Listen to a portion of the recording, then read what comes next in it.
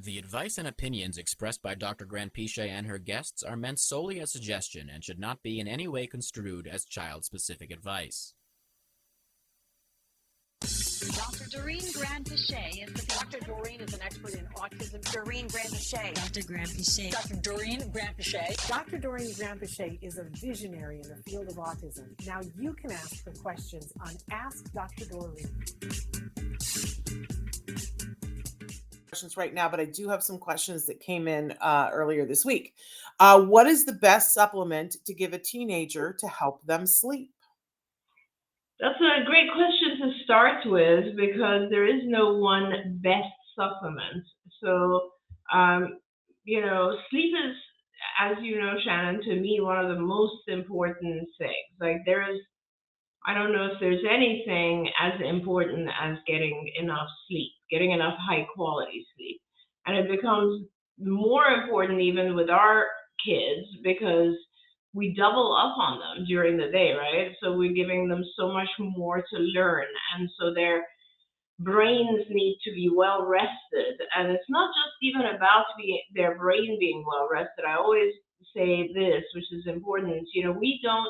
Our body just doesn't function right when we don't sleep. We don't produce the neurotransmitters we need in order to be able to problem solve, and our memory is affected. Our attention is heavily affected by lack of sleep. So all of those things become so important when you're talking about autism, obviously.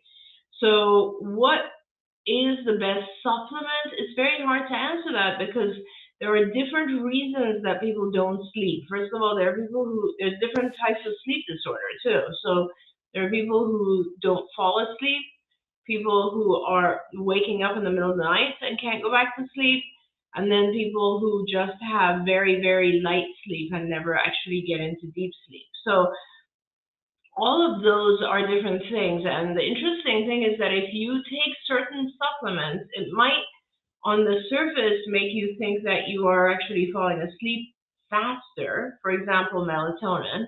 Melatonin will generally make people sleep faster, but it doesn't keep you asleep. So that's, why for some people who might have no problem falling asleep in the beginning of the night, but wake up in the middle of the night, melatonin isn't necessarily the solution. So there are other supplements and solutions that are helpful. There are other medications that are helpful. But I really think that it's important to have a conversation with, first of all, your internist, your general practitioner. And then secondly, if it's really dire, which honestly, in some cases, when I've heard from families, it is pretty bad. It's important, I think, to actually go to a sleep clinic.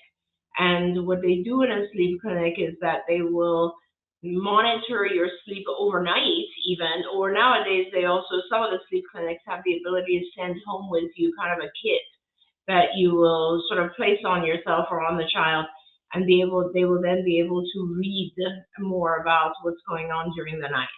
It is important to do that if you have a child who's where you've already ruled out behavioral habits, because that's another thing. Like sometimes we don't realize that we teach our kids to wake up. We reinforce waking up behavior. So we can talk about that if that comes up in the questions as well. But unfortunately, there is no one supplement. It really does depend on the type of thing you're struggling with. Don't forget, you can watch Ask Dr. Doreen live every Tuesday morning at 10 a.m. Pacific time. We hope to see you there.